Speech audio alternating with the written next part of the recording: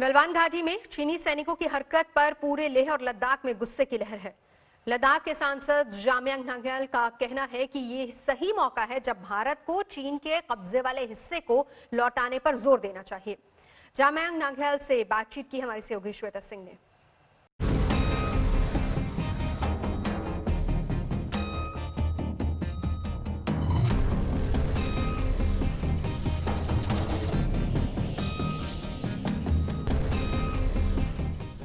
लद्दाख के सांसद जामयांग सेरिंग नामग्याल ने चीन को खुली चुनौती दे दी है। चीन से साफ साफ कह दिया है कि उसने भले ही तिब्बत को हड़प लिया, लेकिन भारत की जमीन का एक एक इंच उसे वापस करना होगा। लद्दाख के सांसद ने आज तक से खास बातचीत में कहा कि अक्साई चीन उनके संसदीय क्षेत्र का हिस्सा है और वो उसका दौरा करने वाले हैं। ये बात दुनिया जानते हैं, चाइना ने तिब्बत को कब्जा लिया है। तो इस वजह से अगर हम ये कहते हैं कि हमारा सीमा जो है चीन के साथ लगते हैं, तो मैं इस बात को नहीं मानता हूं। मैं इसलिए नहीं मानता हूं क्योंकि अक्साई चीन हमारा है, तो अक्साई चीन के नेक्स्ट में तो तिब्बत आता है। जामयांग सेरिंग नामग्याल ने साफ किया कि चीन की विस्तारवादी नीति पर भारत को लगाम लगाना होगा। 1962 के बाद इंच इंच भारत में घुसने वाला चीन गलवान घाटी में की गई अपनी हरकत से तमाम हदों को पार कर चुका है। ऐसे में अब भारत के पास यही रास्ता है कि वो चीन को उसकी ही भाषा में जवाब दे। आप देख पाएंगे अक्साई चीन को लद्दाख का हिस्सा आज के देश के सरकार के आप मनोबल देखिए। और आप लद्दाख में है ही है। यहाँ आपने अलग अलग लोगों से भी इंटरव्यू किया होगा, मिले होंगे। यहाँ के लोगों के मनोबल देखिए, यहाँ के लोगों के देश प्रेम देखिए, मनोबल देखिए। किसी को भी आप मार्केट से उठा के उसको इंटरव्यू कीजिए। लद्दाख के सांसद को विश्वास है अक्साई चीन लद्दाख का हिस्सा वापस हो जाएगा। होना भी चाहिए, होना भी चाहिए। अगर मैं ये भी कहता हूं, अगर ये आसानी से नहीं होना होता तो ये जो है, जिस तरह चाइना जो है पूरे दुनिया में धीरे धीरे करके कब्जा कर रहा है, तो भारत को भी पीछे नहीं रहना चाहिए।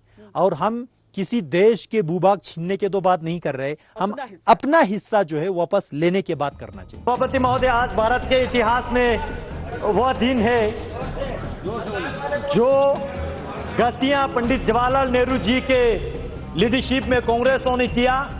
नामग्याल संसद में चीन की विस्तारवादी नीति के आगे पिछली सरकारों के ढुलमिल रवैये का मामला उठा चुके हैं। उनके मुताबिक दशकों पुरानी हुई गलतियों को अब दुरुस्त करने का वक्त आ गया है। चीन को बाहर निकालने के लिए उसकी साजिश का पर्दाफाश करना जरूरी है।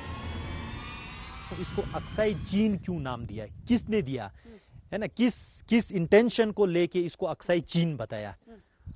Aksai, what does Aksai mean, Aksai का क्या मतलब है और इसके साथ चीन शब्द क्यों जोड़ा? क्योंकि जमीन हमारा है, इसको हमने चाइनीज ऑक्युपाइड लद्दाख या चाइनीज ऑक्युपाइड इंडियन टेरिटरी क्यों नहीं बोला? तो यस, अगर हम पाकिस्तान ऑक्युपाइड कश्मीर कह सकते हैं, तो इस तरफ के पार्ट को चाइना ऑक्युपाइड इंडियन टेरिटरी या चाइनीज ऑक्युपाइड लद्दाख क्यों नहीं कहते? हम इसको अक्साई चीन क्यों कहते हैं? ये जो है एक बार देश वालों को, खासकर जो मीडिया में डिबेट करते हैं एक्सपर्ट लोगों को, ये सोचना चाहिए। लद्दाख में चीन की हिमाकत को लेकर भारी गुस्सा है। चीन को सबक सिखाने की मांग तेज हो रही है, लेकिन चीन को सबसे बड़ा झटका यही होगा कि अब तक उसने जितनी भी जमीन हड़पी है, उसकी वापसी के लिए भारत अपना दबाव बढ़ा दे। वैसे भी भारत ने पीओके ही नहीं, अक्साई चीन को भी भारत का हिस्सा बताया है। जब मैं सदन में जब जम्मू एंड कश्मीर राज्य बोला हूं, तब पाक ऑक्यूपाइड कश्मीर और अक्साई चीन दोनों इसका हिस्सा है, ये बात को। इस लिहाज से ही लद्दाख के सांसद नामग्याल को उम्मीद है कि भारत चीन के कब्जे से अपनी जमीन हासिल कर सकता है। चाहे वो बंजर हो, वो सूखा हो, वो रेगिस्तान हो, वो पहाड़ी इलाका हो, कुछ भी हो, लेकिन अपने देश के जमीन है, ये किसी को नहीं भूलना चाहिए, किसी को नहीं भूलना चाहिए। अपने देश के जमीन है, चाहे वहां पे अब कुछ घास उगते हैं कि नहीं उगते हैं, बर्फ गिरते है कि बारिश गिरता है, डजंट मैटर, लेकिन वो अपने देश के जमीन है। और इस देश के मिट्टी के साथ, इस देश के भूभाग के साथ, इस देश के जमीन के साथ किसी को इस तरह के स्टेटमेंट दे के देश के साथ, मैं इसको खाली स्टेटमेंट नहीं मानता हूं, ये देश के साथ गद्दारी में मानता हूं। चीन की फितरत को दुनिया भी अच्छी तरह समझ चुकी है। कहीं पैसा तो कहीं ताकत दिखाकर चीन छोटे छोटे देशों को अपने सामने झुकाता रहा है, लेकिन वो भूल गया कि ये हिंदुस्तान है जिसका सर न झुका है न झुकेगा। यही वजह है कि भारत ने इस बार चीन के भारी विरोध के बावजूद सड़कों के निर्माण को नहीं रोका।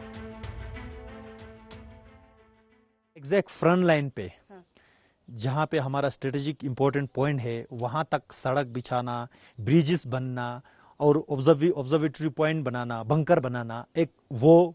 और सेकंड थिंग जो है अलोंग विद LAC बॉर्डर पे जो लोग रहते हैं सिविलियंस के लिए इंफ्रास्ट्रक्चर, ये दो इंफ्रास्ट्रक्चर में दो कैटेगराइज करता हूं।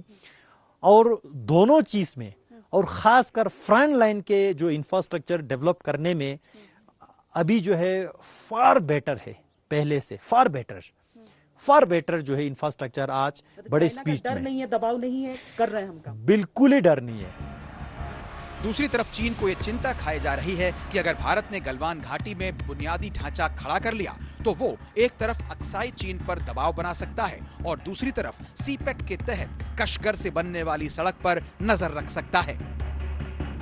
सीपेक की जहां तक बात है तो चीन के कशगर से पाकिस्तान के ग्वादर बंदरगाह तक जाने वाली सड़क POK से होकर गुजरती है। अगर हिंदुस्तान की फौज गलवान की ऊंची पहाड़ियों पर मौजूद रहेगी तो वो जब चाहे इस हाईवे को निशाना बना सकती है। इस वजह से ही भारत बुनियादी ढांचा खड़ा करता जा रहा है।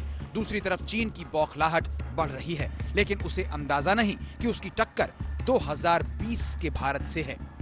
लेह में श्वेता सिंह के साथ आज तक ब्यूरो।